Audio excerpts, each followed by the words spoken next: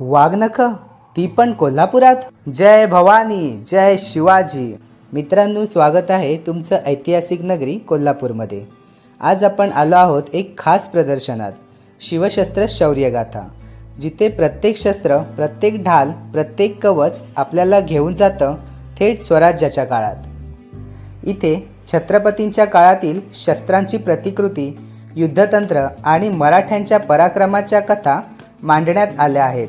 आपण लहानपणी इतिहासाच्या पुस्तकात वाचलं, पण आज तो इतिहास प्रत्यक्ष डोळ्यांनी पाहणार आहोत. हे प्रदर्शन खास शिवप्रेमी आणि इतिहासप्रेमींसाठी आयोजित करण्यात आलं आहे. इथे तुम्हाला कवच, ढाल, भाले, तलवारी, तोफा यांच्याही प्रतिकृती पाहायला मिळतील. ढाल म्हणजे फक्त संरक्षण नव्हे, तर संयम आणि धैर्याचे प्रतीक आहे. कधीकधी इतिहास पुस्तकात वाचायचा नसतो, तो अनुभवायचा असतो, हृदयात साठवायचा असतो आणि अभिमानाने जगायचाही असतो. ही कथा आहे शौर्याची, ही कथा आहे स्वाभिमानाची, ही कथा आहे स्वराज्य घडवणाऱ्या त्या दिव्य पुरुषाची, ज्यांच्या नावाने आजही महाराष्ट्राच्या मातीला चेतना येते. छत्रपती शिवाजी महाराज.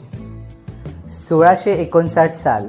आभाळ ढगांनी भरलेलं प्रतापगड साक्षीदार बनून उभा होता. समोर उभा होता बलाढ्य अफजल खान, दगाबाजीने फसवण्यासाठी सज्ज. पण स्वराज्याचा राजा निष्काळजी नव्हता. कवचाखाली लपवलं होतं एक छोटंसं शस्त्र, नजरेआड पण अचूक. वाघनख. तो क्षण ज्याने फक्त एक सरदार नाही, तर अन्यायाच्या अहंकाराला चिरलं.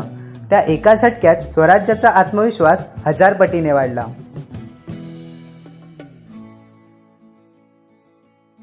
हे शस्त्र प्रदर्शन राजर्षी छत्रपती शाहू महाराज यांचे जन्मस्थान असलेल्या लक्ष्मीविलास पॅलेस, कोल्हापूर येथे आयोजित करण्यात आलं आहे. शस्त्र प्रदर्शन बघून झाल्यावर बाहेरच डिजिटल स्क्रीन देखील लावल्या आहेत. त्यात तुम्ही प्रश्न सोडवून आपले नॉलेज देखील असेस करू शकता. चला, या शौर्यगाथेला फक्त पाहू नका, तिला अनुभवा, तिला जपा, तिला पुढच्या पिढीपर्यंत पोहोचवा. कोल्हापूरमधील शिवशस्त्र शौर्यगाथा प्रदर्शनाला अवश्य भेट द्या आणि इतिहासाला पुन्हा एकदा जिवंत करा.